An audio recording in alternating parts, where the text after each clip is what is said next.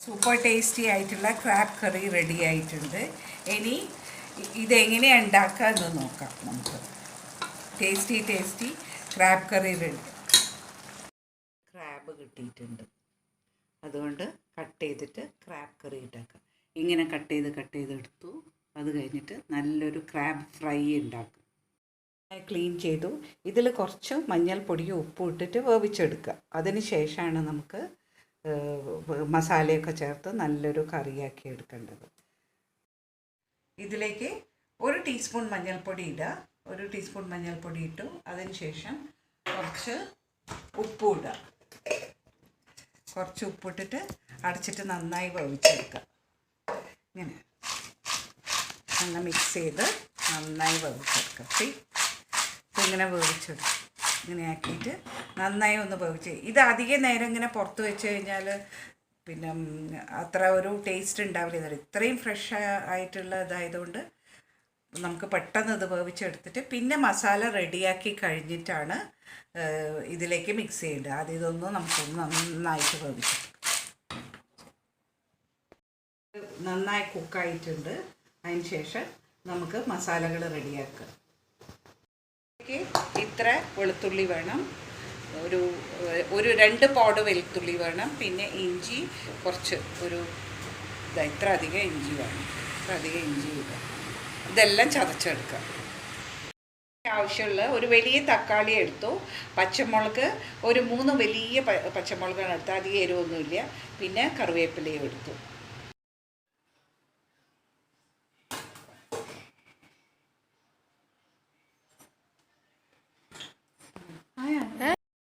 നല്ല വെളിച്ചെണ്ണ ഒഴിക്കുക ഒരു പാനിൽ.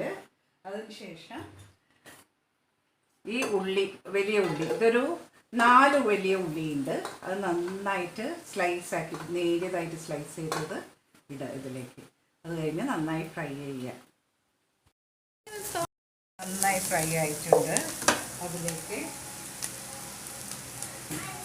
വെളുത്തുള്ളി ഇഞ്ചി ചതച്ചതിടുക. നന്നായിട്ട് വെളുത്തുള്ളി ഇഞ്ചി ചതച്ചതിട്ടു. പിന്നെ 1/2 ടീസ്പൂൺ കുരുമുളക്, 3 ടീസ്പൂൺ കാശ്മീരി ചില്ലി പൗഡർ. കുറച്ചധികമാണ്. ഇത് ഗ്രേവി കുറച്ചുണ്ടാകാൻ വേണ്ടിയിട്ടാണ് ഇത് ഇടുന്നത്.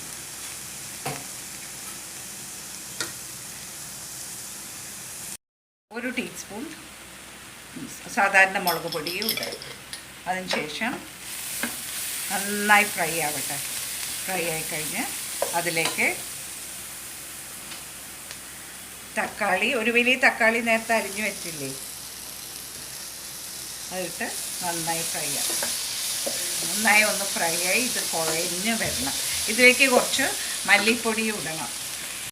2 ടീസ്പൂൺ മല്ലിപ്പൊടി, 2 ടീസ്പൂൺ മല്ലിപ്പൊടി ഇടാം.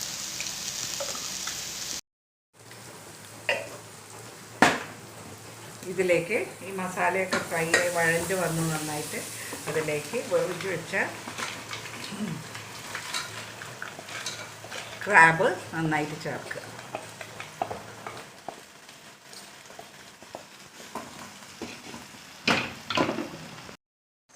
നന്നായി ഫ്രൈ ചെയ്യുക.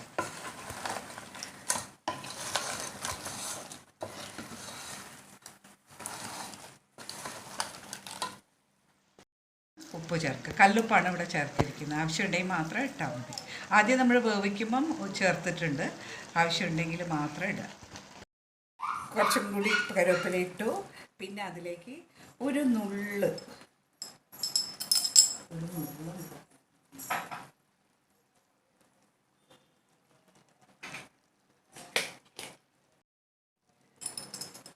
ഇതിൽ കുറച്ച് കറിവേപ്പില ഇട്ടു.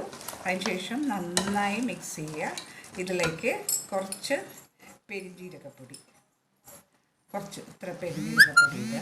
അത് നന്നായിട്ട് ഫ്രൈ ആയിട്ട് ഇത് വേവട്ടെ. ഒന്ന് അടച്ചു വെച്ചിട്ട് നമുക്ക് വേവിക്കാം. അതിന് ശേഷം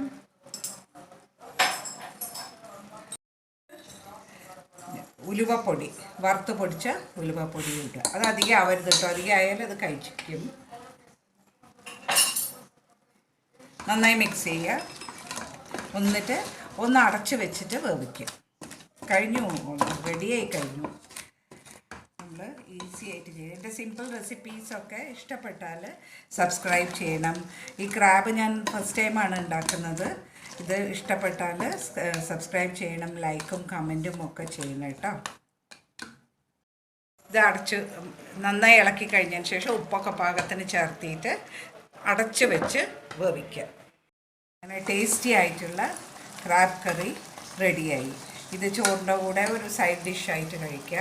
ഗ്രേവി കുറച്ച് കുറവാണെങ്കിലും നമുക്ക് വേറെ ചോറിൻ്റെ കൂടി സൈഡ് ഡിഷായിട്ട് കഴിക്കാൻ പറ്റും. എല്ലാവരും ട്രൈ ചെയ്ത് നോക്കും. Tasty crab masala ready.